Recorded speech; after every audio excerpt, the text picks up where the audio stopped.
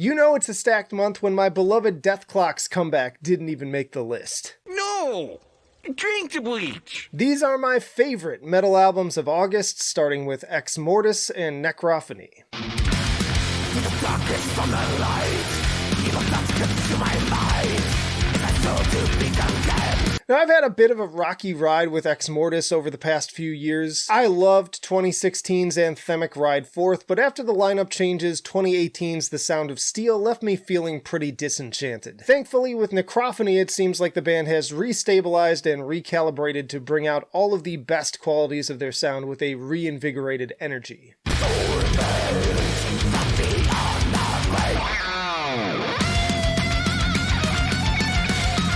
Melodic death metal, thrash metal, and neoclassical are all in top form here, captured by some of their best production to date as well. As usual, the guitars are incredibly indulgent with hook after hook and solo after solo seeming to flow without end. Seriously, Storm of Strings is going to melt your face off. Eat your heart out, Squizgar. Get this guy out of here! Find me a dragon! And when paired with campy imagery from the likes of Lord of the Rings, Dracula, Bloodborne, and Evil Dead, as well as a sick cover of Moonchild, it's just an all-around horns in the air good time. Next up we have Warman with Here for None.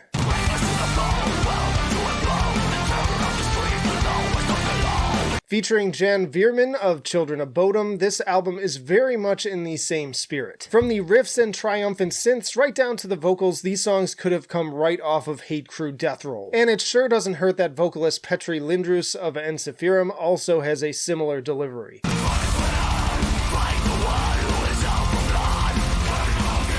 But I don't want to sell Warman short as some sort of lesser than Children of Bodom cover band either. These guys are all talented in their own right, and I can also hear different ideas coming through on tracks like Too Much Too Late, Night Terrors, and The End of the Line. In any case, just happy to get as much killer synth-infused melodic death metal as I can. Never enough. Then we have Grand Cadaver with Deities of Deathlike Sleep.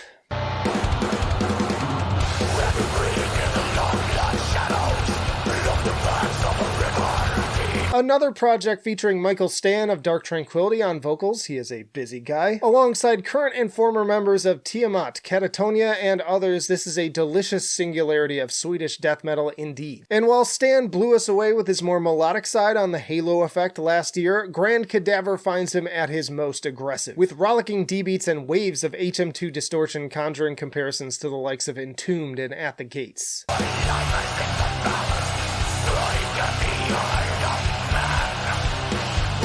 The project apparently started as more of a simple creative outlet for the musicians during COVID, leading to a 2021 debut that frankly felt a little bit uninspired to me. But since then, it's clear that the music has evolved into something much more mature, dynamic, and at times atmospheric with tracks like Serrated Jaws. Don't get me wrong, it's still a pretty familiar slice of the Swedish sound of the 90s, but it's an enjoyable one worth checking out. Then we have Blut aus Nord with Disharmonium, Nahab.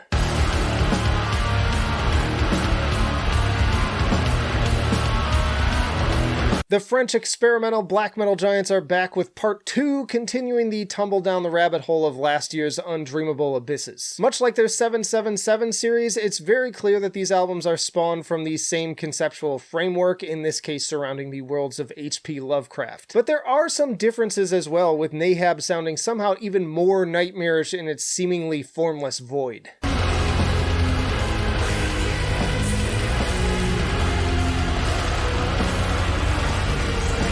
This truly is amongst the darkest of abysses the band has crafted to date, and that's a tall order considering that they're the same guys who brought us The Work Which Transforms God and Mort. I have to say I still prefer part 1 overall and consider it to be in the upper half of their discography, but playing them back to back is sure to set the mood as we begin the transition into spooky season.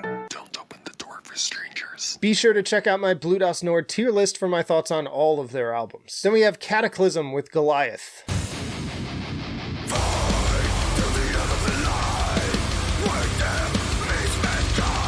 Goliath is this Canadian Melodeath band's 15th album since forming back in the 90s. Despite this, you rarely hear their name come up alongside the likes of In Flames, which is made even more of a crime considering that they are still dropping albums of at least equal and often better quality.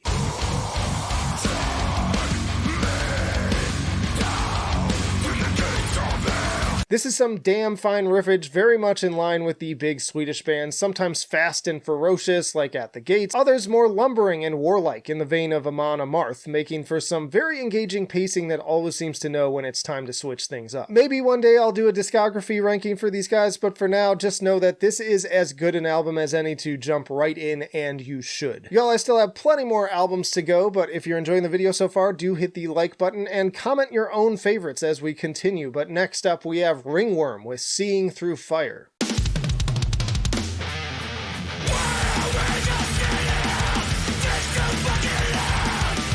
Regular viewers, if you know this band and you've been paying attention, why do I love this album? Formed in Cleveland in 1989, Ringworm, alongside the likes of Converge and Integrity, helped to kickstart a new movement out of the hardcore scene. And now, over 3 decades and 9 albums later, they're keeping that fire burning as if they haven't aged a day.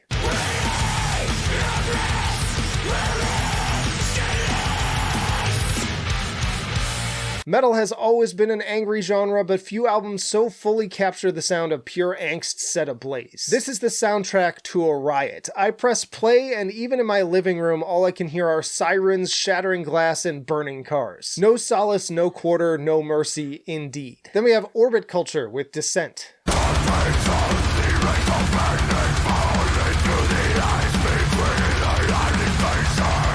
Just hearing the single From the Inside was more than enough to get me hyped to listen to this thing. That track is just craterously heavy while also managing to still keep things dynamic and interesting with elements of glitchy electronics and especially the synth and piano that open it up into some truly epic territory. Then there's also Vultures of the North with Niklas sounding absolutely primal alongside the chugging palm mutes and whatever that horror movie anxiety-provoking backing track is, absolutely harrowing.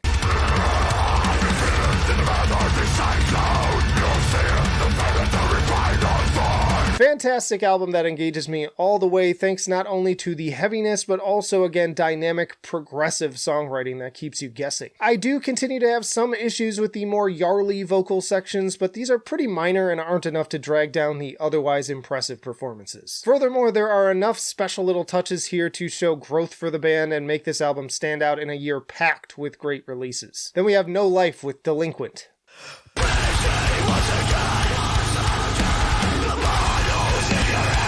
In addition to shining a light on the best new metal releases from both the underground and above, I also have a passion to convince the naysayers out there that there is good metalcore to be found in the midst of that. But that's simply not possible. Why isn't it possible? It's just not. Why not, you stupid bastard? Following in a similar vein as Chamber last month, No Life is more no-frills, hard-hitting music that just wants to knock your fucking teeth out. It's always known. This 6-song EP is non-stop violence, and while I personally also appreciate a catchy melodic chorus here and there, Delinquent isn't going to waste your time with any of that. Think Vane FM, Knocked Loose, and Jesus Peace. A new soundtrack for your slam dancing. And hey, that was another short one, so let's pair that with Creek and Depth Perception.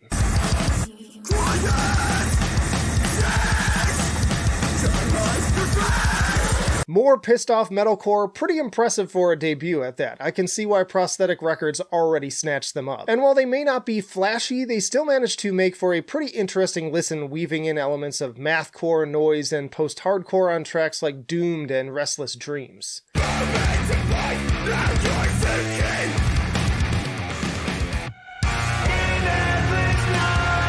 Now this one does have some clean singing here and there, but given that the album is in part about the vocalist's mother's battle with cancer, I think you can deal with that. God forbid the man have emotions. Don't you have any feelings? Anyways, this one definitely takes familiar components, but puts them together in an interesting way that stuck with me, maybe some loathed comparisons here too. Next up is Sanguine Glacialis with Maladaptive Daydreaming.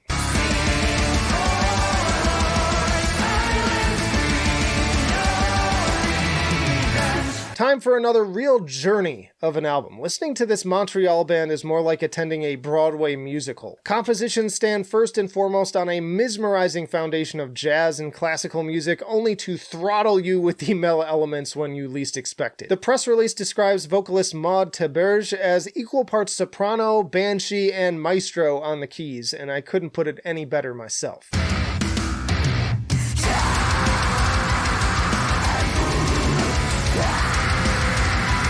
The fusion of whimsy, melodrama, and extremity draws comparisons to everything from Flesh God Apocalypse and Karish Angren to Cradle of Filth. Also weirder stuff like Unexpect, Aeneon, Psy, and even Igor. Regardless, if you want something unique with some real substance this month, don't skip Maladaptive Daydreaming. Then we have Tegmentum with Evolvement.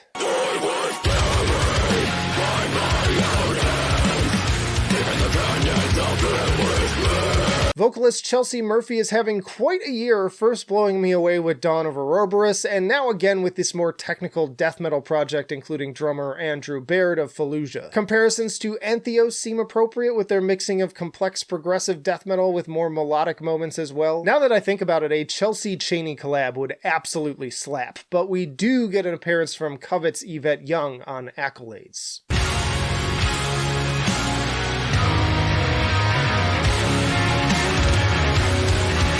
Every time I think I might get tired of this style, a band like Tegmentum shows up to refresh the formula. It's not some new revelation, but their particular integration of uplifting and at times even breathtaking melodies into otherwise crushing arrangements is quite impressive. That trumpet solo on I Remain doesn't hurt either. Then there's Worm Shepherd with The Sleeping Sun.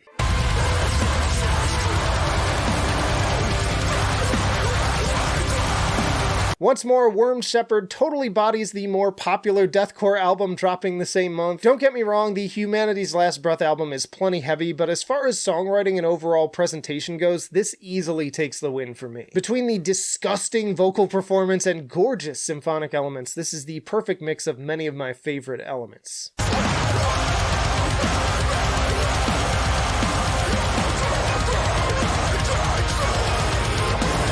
I'd also definitely say that the songwriting here already marks a big step up from last year's already impressive Ritual hymns, and honestly, the just over 30-minute runtime works perfectly in its favor, in my opinion. The compositions here are incredibly grand in scope, and more often than not, utterly captivating. Again, highly recommended for fans of Shadow Intent and Lorna Shore. But it's still better than Lorna Shore.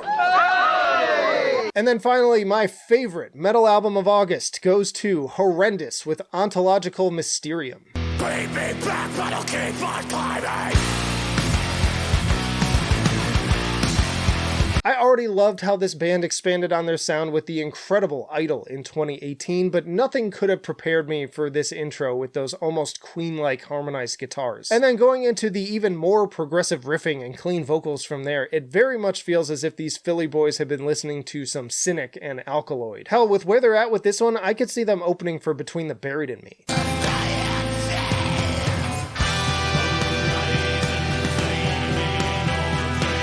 It's a ballsy move to take such a seemingly left turn with your sound, but anyone who's been paying attention to their development over the years shouldn't be surprised at all. I could see some OSDM purists hating that it's less overtly death metal, but frankly, I think that Death would have wound up in a similar place if they had continued as well. Also recommended to fans of everything from Atheist to Obscura. Frankly, it's stunning, one of the best albums I've heard all year. Idol made one of my favorite albums of 2018, and this is on a fast track to probably do the same this year. Y'all check out this playlist for more of my favorite death metal albums by month, and also the Death Clock tier list if you want to check that out. I am a huge fan since episode 1. But that'll do it for now.